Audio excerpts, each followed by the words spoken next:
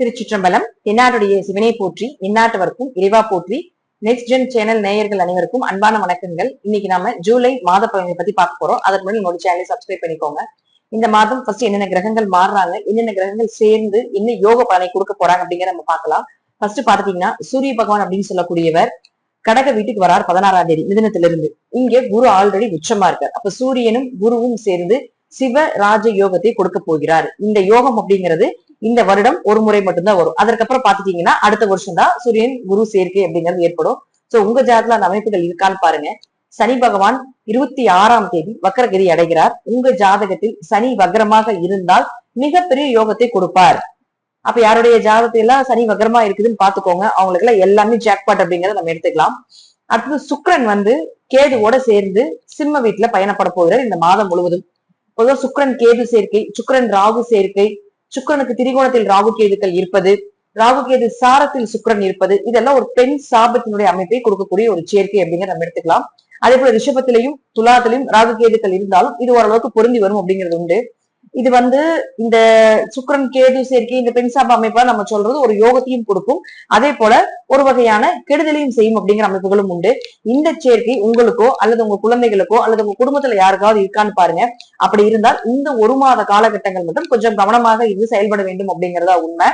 இந்த சேர்க்கை மூலமாக யோகத்தையும் தரக்கூடிய அமைப்பும் உண்டு. நாம இப்ப வரக்கூடிய இந்த பதிவுல யாருக்கெல்லாம் இந்த கிரக சேர்க்கைகள் எல்லாம் யோகத்தையும், யாருக்கெல்லாம் ஏதாவது ஒரு பாதகத்தையும் கொடுக்க போகுது அப்படிங்கிறத நாம முழுமையாக பார்க்கலாம். கன்னி ராசிக்குண்டான ஜூலை மாத பலன்களை பத்தி பார்க்கலாம்.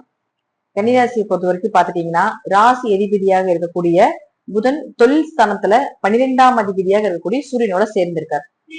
அப்போ அது வக்ரமாகிறார். ஒரு 23ஆம் தேதி வரைக்கும் வக்ரகதியில புதன் இருக்கிறார். என்ன ஆகும் அப்படின்னு பாத்தீங்கன்னா நேர் வழியில போயிட்டு இருக்கீங்களா, ஒரு குறுக்கு வழியை தேர்ந்தெடுக்கிறது. இது ஒரு பெரிய ப்ராசஸ். உங்க ஜாதகத்துல புதன் வக்ரமா இருக்கான்னு பாருங்க. யோகம் காத்துட்டு இருக்குன்னு அர்த்தம். வக்ரமாக இருக்கக்கூடிய கிரகங்கள் வக்ர காலகட்டங்கள்ல கொஞ்சம் ஒரு அதிர்ஷ்டங்களை கொடுக்கும். அதுக்கு பெரிய ஜாக்பாட் அப்படி இப்படின்னு இல்லை, ஏதோ ஒரு மூவிங் உங்களுக்கு சப்போர்ட் பண்ணி கொடுப்பாரு. அடுத்த கட்டத்துக்குள்ளான ப்ராசஸ் உங்களுக்கு ரெடி பண்ணி கொடுப்பாரு. அப்படிங்கிற அமைப்பு எல்லாமே உண்டு. தொழில் நல்லா இருக்க போகுது. அது 12ஆம் அதிபதியோட இருக்கிறதுனால இம்போர்ட் எக்ஸ்போர்ட் தொழில் பண்ணலாம். வெளிநாடு போறதுக்கான வாய்ப்புகள் நிறைய இருக்கு. நல்லா தூங்க போறீங்க, நிம்மதியான தூக்கம் வரும். ஏன்னா 12ங்கிறது உறக்கம். நிம்மதியான தூக்கம் வரும். கணவன் மனைவிக்கு இந்த கருத்து வேறுபாடுகள், கொஞ்சம் அந்யூன்யங்கள் இதெல்லாமே பாத்துட்டீங்கன்னா கொஞ்சம் நல்லா இருக்கும். கருத்து வேறுபாடுகள் குறையும், அந்யூன்யங்கள் பெருகும். இந்த அமைப்பெல்லாம் சூப்பரா இருக்கு. ஏன்னா ஆல்ரெடி பாத்தீங்கன்னா உங்களுக்கு சனி பகவானுடைய தாக்கத்துல இருக்கீங்க கண்ட சனியாக. சனி வக்ரகதி அடையுது இந்த மாசம். அப்ப உங்க ஜாதகத்துல சனி வக்ரமா இருக்கான்னு பாருங்க. அப்படி சனி வக்ரமாக இருந்தால் யோகத்தை அள்ளி அள்ளி கொடுக்க போகிறார். ஒரு 136 நாட்கள் சிறப்பான நாட்களாக இருக்கும். தொழில் பிரச்சனை விலக போகுது. அப்போ இந்த மாசத்துல பாத்தீங்கன்னா 2 மற்றும் 9ஆம் அதிபதியாக இருக்கக்கூடிய சுக்கிரன் 12ஆம் வீட்டுல இருக்காரு. ரெண்டு கூடியவர் 12ஆம் வீட்டில் இருந்தால் வரக்கூடிய வருமானங்கள் ஏதாவது ஒரு விரயம் பண்ணணும் அப்படிங்கிற அமைப்புகள் உண்டு. ஆனாலும் நீங்க எந்த விஷயத்துல ரொம்ப கவனமா இருக்கணும்னா, ஆல்ரெடி நம்ம ஃபர்ஸ்டே இன்ட்ரால சொல்லியிருக்க சுக்கிரன் ராகு சேர்க்கை, சுக்கிரன் கேது சேர்க்கை இருக்கான்னு பாத்துக்கோங்க. அது இருந்தால் கொஞ்சம் பெண்களிடமும் ஆண்களிடமும் கொஞ்சம் கவனமா பழக வேண்டும். ஏன்னா இது குடும்ப பிரச்சனையில தலையிடும். அதே போல 2ஆம் அதிபதியாக சுக்கிரன் இருக்கிறதுனால பேச்சுவார்த்தையில பணம் கொடுக்கல் வாக்கல கவனமா இருக்கும். ஏன்னா கேதுனா தடை, தாமதம், விரக்தி, அதோட ராகு பார்க்கிறதுனால ஏமாற்றுதல், திருட்டு போகுது, இதெல்லாம் பண்ணிடுவாங்க.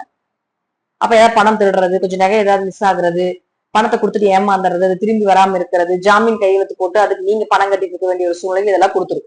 அப்ப அவரே 9ஆம் அதிபதியாக இருக்கிறது அப்பாவுக்கும் இது நடக்கும், அல்லது அப்பா மூலமாக உங்களுக்கு நடக்கும். உயர்கல்வி படிக்கிறீங்க அல்லது வெளிநாடு போறீங்க, இதுக்கெல்லாம் சூப்பரா இருக்கும். அதுல எந்த மாற்று கருத்தும் இல்லை. பட் பணம் விஷயத்துல கொஞ்சம் பழக்க வழக்கங்களை கொஞ்சம் கவனமாக இருந்து கொள்வது என்பது ரொம்ப நல்லது. அது கூட பேச்சுவார்த்தையில குடும்பத்துல ரொம்ப கவனமா இருக்கணுங்க. ஏன்னா கேதுன்னா சர்ப்பம், விஷம் மாட்ட குத்துவீங்க பேச்செல்லாம் இப்போ வரக்கூடிய நேரத்துல. இந்த மாதம் உங்களுடைய பேச்சில் ரொம்ப கவனங்கள் தேவை.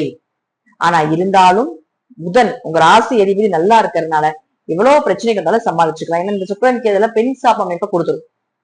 அப்ப குழந்தைகள் கொஞ்சம் கவனமா பாத்துக்கணும். தேவையில்லாத ஆண்களுடைய தொடர்போ பெண்களுக்கு, அதே போல பாத்துட்டீங்கன்னா ஆண்களுக்கு பெண்களுடைய தொடர்போ ஒரு கெட்ட பேரை சிறுசா கொடுத்துட்டு போயிடும். ஏன்னா சனி அந்த இடத்த பாக்குறதுனால. அதனால ராசி அதிபதி பலமா இருக்கிறதுனால தப்பிச்சுக்கலாம் அப்படிங்கிற அமைப்புகளும் உண்டு. அடுத்து 3 மற்றும் 8ஆம் அதிபதியாக இருக்கக்கூடிய புதன், அவர் பாத்துட்டீங்கன்னா உங்களுக்கு 9ஆம் வீட்டுல. அடுத்து 3 மற்றும் 8ஆம் அதிபதியாக இருக்கக்கூடிய செவ்வாய் பாத்தீங்கன்னா 9ஆம் வீட்டுல இருக்கார். தன்னுடைய சொந்த வீட்டை பார்க்கிறார். முயற்சிகள் சூப்பரா கைக்கூடி வரப்போகுது. என்ன தொட்டிங்கனாலும் சக்சஸ். சின்ன விஷயம் கூட உங்களுக்கு பெரிய மாற்றத்தை கொடுக்கும். மாற்றங்கள் நிறைய இருக்கக்கூடிய ஒரு மாதம் இந்த மாதம் அப்படிங்கிற அமைப்புகள் உண்டு. அப்பாக்கு ஏதாவது உதவிகள் செய்யறது, உங்க கூட பிறந்தவர்கள் ஏதாவது சப்போர்ட் பண்றது, இதெல்லாம் இந்த மாதம் வந்து நல்லா இருக்கிறதுக்கு வாய்ப்புகள் உண்டு. வெளியே எங்கேயாவது வேலை தேடிட்டு இருக்கீங்களா, அதெல்லாம் அருமையா கிடைக்கும் போது கன்னியா ராசிக்கு. ஏன்னா உங்க ஜாதத்துல பாத்தீங்கன்னா 11ல வந்து குரு இருந்தாலும் ராசியை பாக்குது.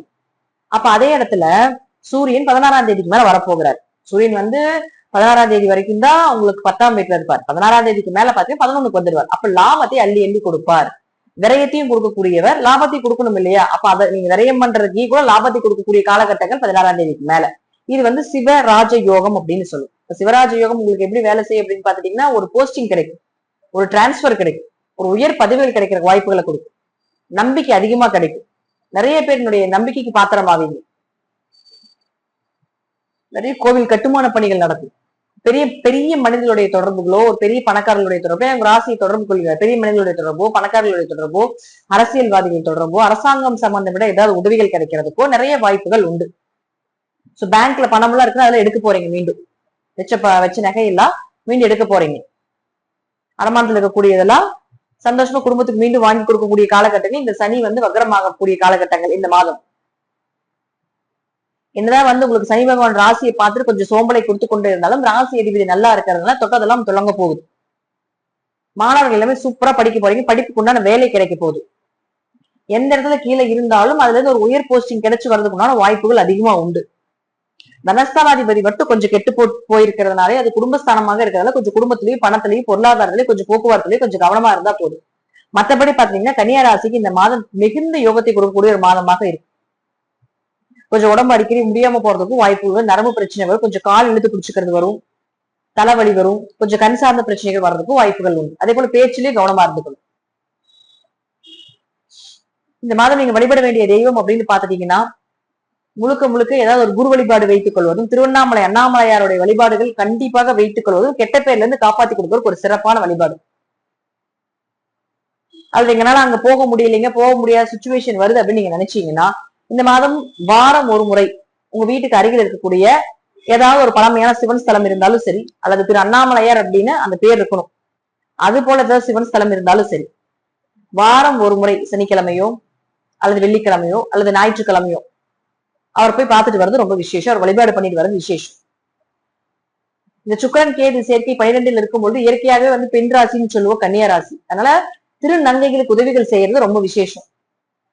அதுவும் திருநங்கைகளுக்கு ஏதாவது தானியங்களோ அல்லது தின்பண்டங்களோ ஏதாவது வாங்கி கொடுப்பது என்பது அதை விட ரொம்ப விசேஷம். இதெல்லாம் வந்து உங்களுக்கு கெட்ட பேரை காப்பாத்தி கொடுத்துரும், அதை விலக்கி விட்டுரும் அப்படியே, அல்லது பெருசா வந்து சிறுசா பண்ணிடும்.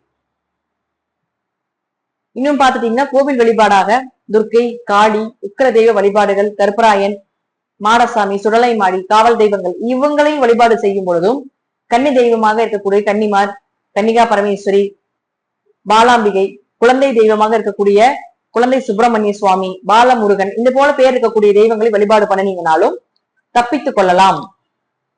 அதனால கன்னியா ராசிக்கு இதெல்லாம் ரொம்ப விசேஷமான கோவில் வழிபாடுகள் இந்த மாசம்.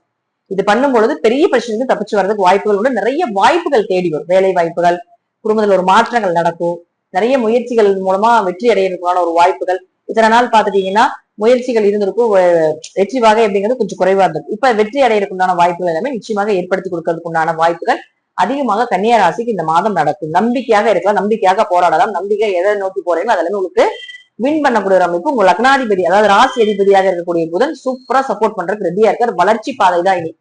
இத்தனை நாள் இறங்கியாச்சு, இனி கொஞ்ச நாள் வளர்ச்சிக்குண்டான பாதையை நிச்சயமாக இந்த கிரகங்கள் உங்களுக்கு கொடுத்தே தீரும் அப்படிங்கிறது விதி. இதெல்லாம் உங்க ஜாதக ரீதியாகவும் தசாபுத்திகள் ரீதியாகவும் நான் சொல்லக்கூடிய கருத்துக்கள் சிறிது மாறுபடலாம். நன்றி. மீண்டும் ஒரு நல்ல பதிவில் சந்திக்கலாம். திருச்சிற்றம்பலம், தில்லையம்பலம், ஸ்ரீ நரசிம்ம தேவி சரணம்.